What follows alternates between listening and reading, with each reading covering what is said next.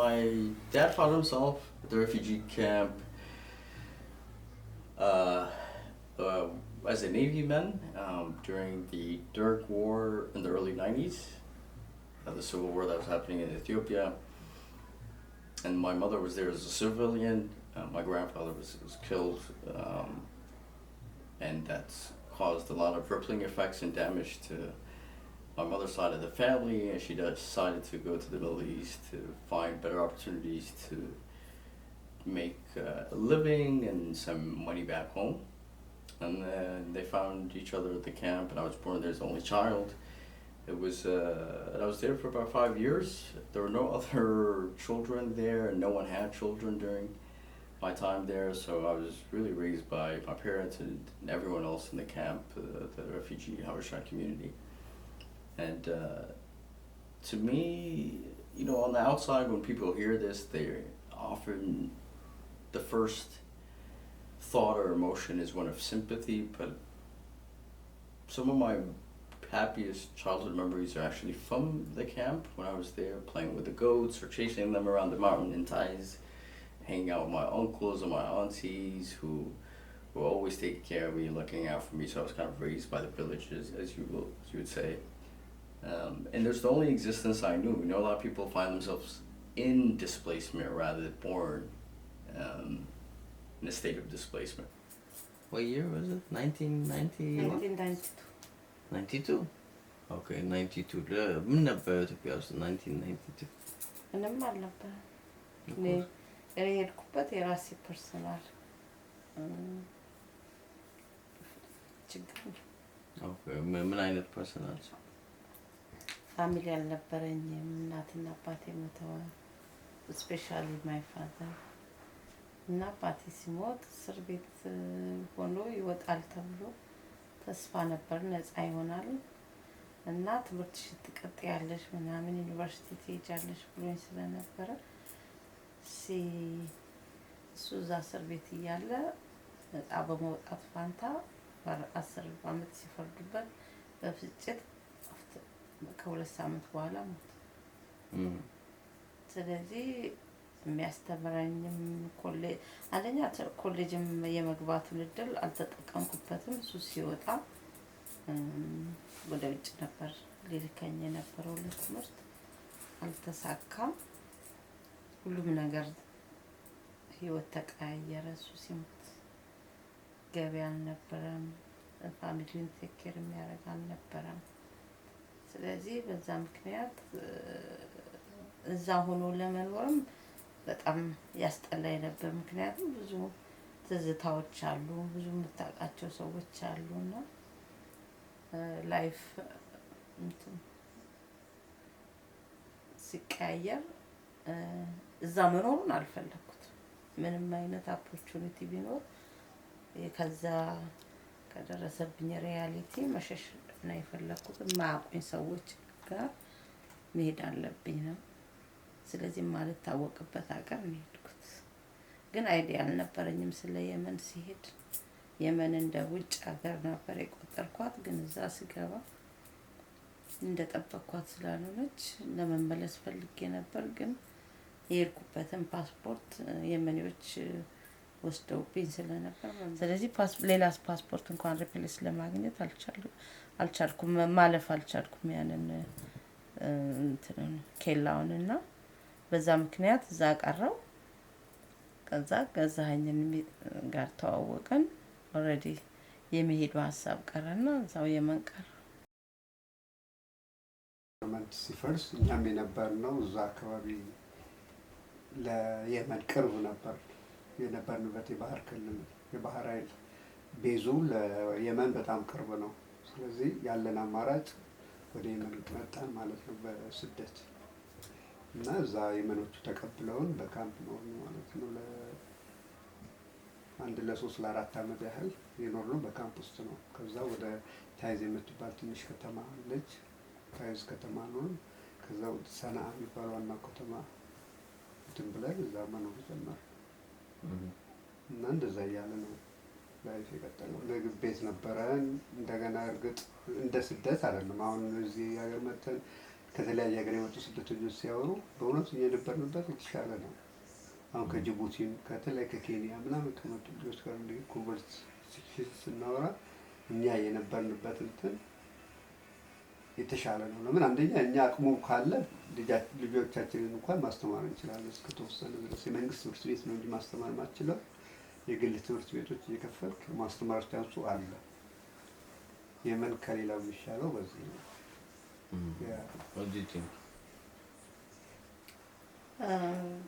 በጣም ላይፍ የመን ሀርድ ነው። እግዚአብሔር ይመስገን እኛ ላኪ ሆነን ረዳን። ግን በጣም ሀርድ ወርከር ነበር እና ደግሞ ከእግዚአብሔር ብለስድ ነበር እንጂ ለብዙ ሰው ላይፍ ሀርድ ነው። ከእሷ ጋር የተዋወቅነው ያው እሷ እንዳለችው ነው። ካምፕ ውስጥ በእንግድነት መጣች። እኛ በአጋጣሚ ትርፍ ቤት ነበረን። እኛ እንደውም የተሻለ ቤት ያለውን ነው ለእንግዳ ተብሎ የለቀቅ ነው። ከዛ እሷ እዛ ከእኛ ጎረቤት አረፈች። እንደ እንግዳ እንጠይቃታለን እየሄድን ቡና ምናምን ስታፈላ ሄደን እንጠጣለን። ምግብ ምናምን ስትሰራ ምሳ እንበላለን ምናምን። በቃ እንደ ፋሚሊ ነው የተቀራረብ ነው። ከዛ አብሮ ከመላመድ አብሮ ወዲያ ወዲህ ከማለት ነው ግንኙነቱ የተፈጠረው። ወዲያ ወዲህ ማለት እንዴት ነው? ወዲያ ወዲህ ስለ ብዙ ጊዜያችንን እንደ ወንድም ነበረ እሱ፣ እንደ ክሎዝድ ፍሬንድ የቀረበኝ እና በጣም ይረዳኝ ነበር፣ ሳፖርት ያደርግልኝ ነበር እና ዱቄት ምናምን ሁሉ ያስፈጭልኝ፣ ሽሮ በርበሬ ምናምን እሱ ነው የሚገዛልኝ እና ሌላው አያደርግልሽም እንዴ? እሱ ብቻ ነው እሱ ነበር የሚያደርግልኝ እና እኔ ደግሞ በቃ ጥሩ ወንድም አገኘው ብዬ በጣም ደስ ብሎኝ ያለ። ከዛ በኋላ አንድ ቀን እንዴት ነው ምናምን እንደዚህ ብሎ ጠየቀኝ። ስጠይቀኝ በጣም ደነገጥኩኝ። ምክንያቱም እኔ በራሴ የራሴን ችዬ ራሴን ለማውጣት ነው ከኢትዮጵያም ሰርቼ ራሴን ችዬ አገሬ ራሴን እንመለሳለሁ የሚል ነው እንጂ የነበረኝ ወንድ ምናምን ጋራ አላሰብኩም። እና አሁን የኔ ፕሮግራም አይደለም አልኩት። አሁን እንትኑ ሪሌሽንሺፑ እንዲሁ አላለ በደንብ ዲፕ እየሄደ መጣ ማለት ነው። ለምሳሌ ምግብ ለምን እንዲህ ምግብ መጠበቅ ለምሳሌ አለ አይደለ?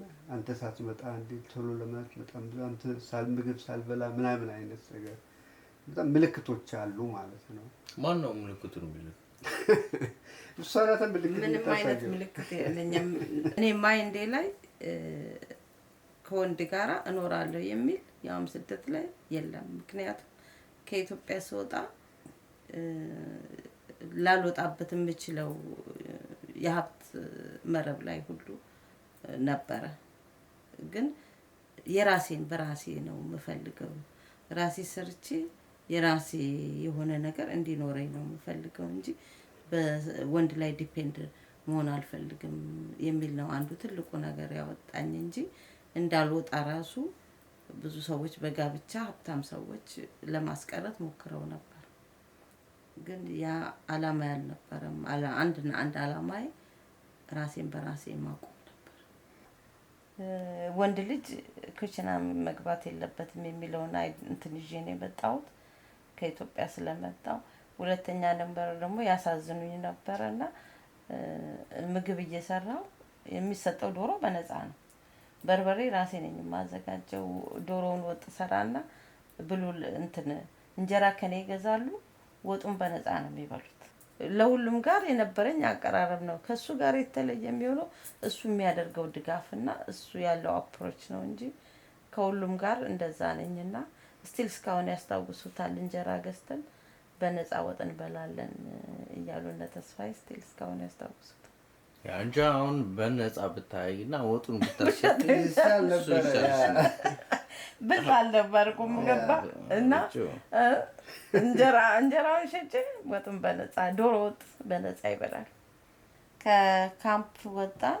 እሱ ሰና መግባት አይፈልግም ነበረ፣ እኔ ደግሞ ታይዝ መግባት አልፈልግም ነበር እና ሁለታችን ላይ ኮንፍሊክት ነበረ እና መጨረሻ ላይ ውሳኔ ምንድነው አንቺን አድርሼ እመለሳለሁ ሰና ብሎ ቤት ተከራይቶ እንትን ብዬ እመጣለሁ ብሎ ሄደ። ቤት ተከራየና መጣ። እኛን ይዞ ሄደ። እዛ ከሄደ በኋላ መጀመሪያ እንደሄድን እሱ ወዲያው ስራ አገኘ። እሱ የፈራው ስራ አይገኝም፣ ስራ አላገኝም ምናምን እንደዚህ ነበር። ግን መጀመሪያ ያገኘው ሰው እሱ ነው ስራ። እሱ አገኘ። እሱ ባገኘ በ6 ወሩ እኔ ደግሞ እዛው ሬስቶራንት ውስጥ ተቀጠርኩኝ፣ የኮሚኒቲው ሬስቶራንት። በዛ መልክ ህይወት ቀጠለ። ከዛ በኋላ እንደገና ፌበንም ተወለደች።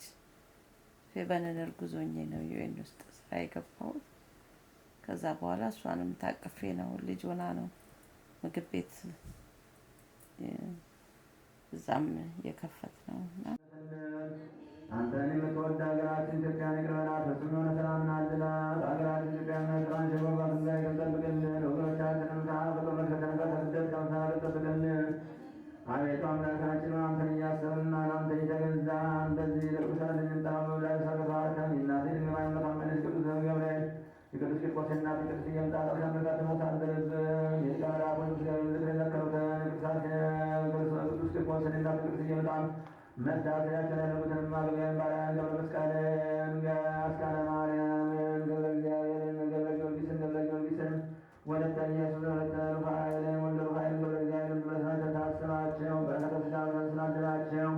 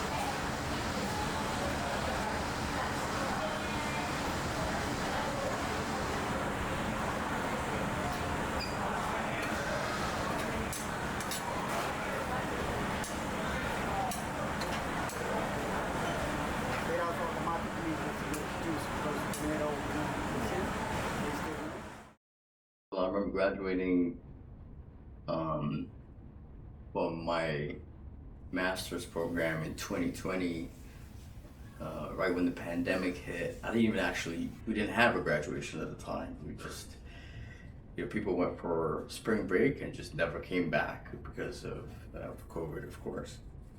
And I remember, like many other people, just having that kind of existential angst, right, with the realities of the pandemic. And I also, it was a tough time for me and our family because my grandfather passed away in Ethiopia soon after my graduation date later that summer. And we weren't able to go visit him because of the travel restrictions. And yeah, it was a very hard emotional time. And so I was just thinking about, okay, like now that I graduated from Princeton, and everyone, of course, in the family is proud. I was thinking, like, okay, that's great, but God has blessed me with all these things in my life to get to this point. But what have I done for others, right? What have I done for the people back in Yemen, friends, classmates, people in the refugee community that raised me? I'm like, what have I done with my life and my work and my passions to help them, right? To kind of inspire them or showcase their stories. And in the middle of prayer, the book idea just suddenly came to me because I was reading quite a bit at that time, and I was reading a lot of fiction and a lot of stories about refugees and immigrants. And I realized there's kind of like a big gap, at least from the books that I've read and my exposure to to that genre, there's a big gap in the understanding of Black immigrant experiences, right? Its representation, especially refugees, right, don't really get a lot of space in the literary scene, and there are a lot of voices being unheard, including my own community's stories, because a lot of stories are based on oral tradition, so they just get passed down. And so I was like, I feel like we have really amazing stories that can inspire not only others in our community, the larger refugee community, but inspire people at large, and show the complexities of what it means to be in between worlds. And that's kind of the tentative title of my novel now, called In Between Worlds. When you represent or feel like you're part of multiple cultures, speak multiple languages, and identify with multiple perspectives, right? And religions, and the whole intersectionality of faith, identity, and all those things. And I knew nothing about the craft of writing at this level, from a novel form, and I remember just like doing all the research I can in terms of like how do you write a book? How many words go into this kind of genre? What are the genres? Reading books by other writers, and not just reading them as I used to before, but now like actually analyzing the chapters more rigorously, like seeing how they did what they did, the books that resonated with me emotionally, because I'm very huge on if it's actually emotionally resonant with the readers, that's the writing that I want my book to reflect. And so I was trying to break down like how do those writers achieve that, applied for conferences, fellowships, just to understand the craft perspective, but also the industry perspective to be traditionally published. And it was very intense, and I kind of decided to myself, like, come hell or high water, I was going to do this. But I'm not going to lie, there were a lot of moments where I just wanted to give up. I still experience those moments from time to time, because it demands so much out of you, not just in terms of time, but emotional labor. And I have a full-time job that's also equally demanding, and after you're done with the work, you're very emotionally drained and don't have the mental capacity to do much after that. And life is lifing at the same time. But I told myself I was gonna see this to the finish, because I also saw at one point that no one else can tell this story but me, right? You have to have experienced what it's like to have gone through these things and lived in these places and been part of those communities to truly tell the story as it deserves.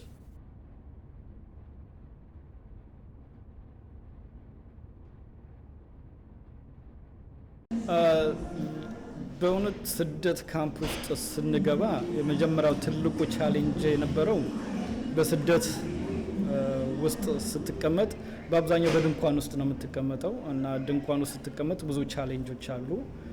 በተለይ ድንኳኑ አዲስ ከመሆኑ የተነሳ ዝናብ በሚዘንብበት ጊዜ ሲያፈስ ስለነበረ ከዛ ለመጠለል የምናደርገው ነገር ትልቅ ነበረ፣ ግን እየቆየን ስለሄድ ለመድ ነው እና ስደት በገባንበት ወቅት ሰለሞን ገና ህፃን ልጅ ሆኖ ወደ ስደት ካምፓችን በመጣ ጊዜ ሁላችንም በጣም ነው የገረመንና ኤክሳይትድ የሆን ነው። ምክንያቱም ህፃን ልጅ በዛን ጊዜ ማየት ለኛ ትልቅ ነገር ነበረ። ምናልባት አመጣጡንም እንዴት እዛ እንደደረሰ ትንሽ ኢንፎርሜሽን ሰምተን ስለነበረ የሱ መምጣት ለኛ ትልቅ ነገር ነበርና ብዙዎቻችን ሰለሞንን እንደ ልጃችን ነበረ ስንንከባከበው የነበረ። በተለይ ስደት ካምፕ ውስጥ ሁሉም እንደ አባት ነበረ ሲንከባከበው የነበረውና አንዳንድ ጊዜ እናቱ የት እንዳለ እንኳን ይጠፋት ነበረ፣ ማጋን ነው የሚባለውና ማታ ቤቱ ድረስ የምንወስድበት ጊዜ ነበረ። በአብዛኛው ኤክሳይትመንት ነበረ፣ ምክንያቱም ህፃን ልጅ ከኛ መካከል መቀላቀሉ ለኛ ትልቅ ልዩነት ነበርና በዛ የተነሳ ነው እንግዲህ ሰለሞንንም ልንማወቅ የቻልነው። በጣም ትንሽ ባለሳሳት በወራቶች ውስጥ የነበረ ልጅ ነበረ ሲመጣና አብሮን አድጎ ነው እንግዲህ አንደበቱን ፈቶ ዛሬ የደረሰበት ደረጃ የደረሰው። በእውነት ሰለሞን በጣም ጊዜውን በአግባቡ ተጠቅሞ አንድም ጊዜ ሰዓት ሳያባክን የሰራው ስራ ነው። በእውነት እኔ በጣም መማደንቀው በሚያደርገው ነገር ኤቭሪቲንግ ስኬጁል ኤቭሪቲንግ የምትባክን ደቂቃ የለችም። ሰዓቱን በአግባቡ ተጠቅሞ ረጅም ጊዜ ፈጅቶበታል። ስቲል አሁን ጨረሰ ማለት አይቻልም፣ ግን ስቲል በመጽሐፉ ላይ ከስራ ጋር በጣም ቀላል አይደለም።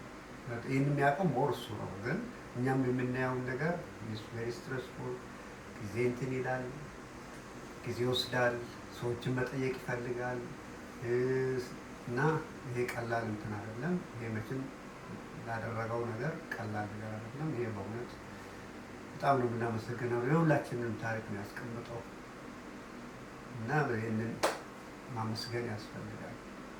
እግዚአብሔር ይባርክ። I know since he was a young kid, he was,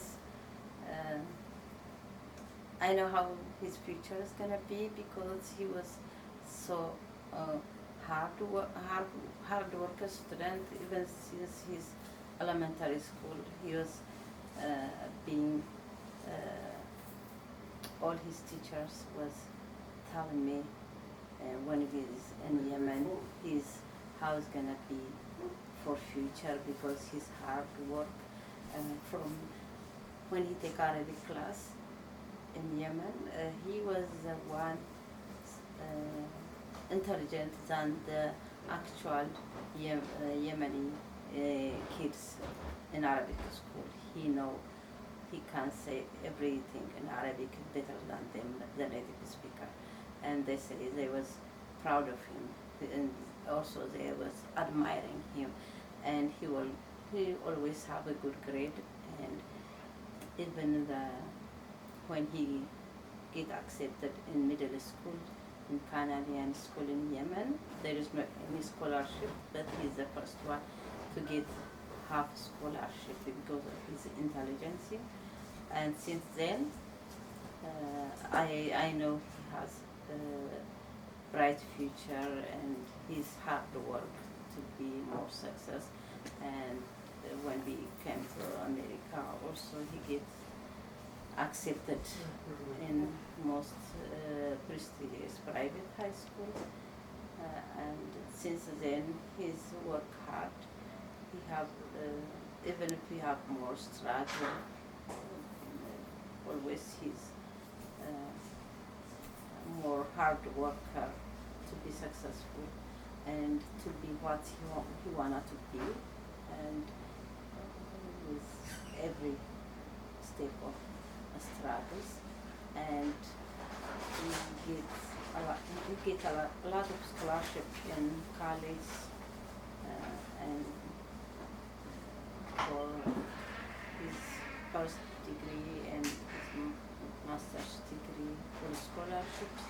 And I'm proud of him, what he accomplished, what he wanted to be. He's in that position, and not only for his family, for his surrounding, and for his community. He was a role model, and everyone is mentioned his name.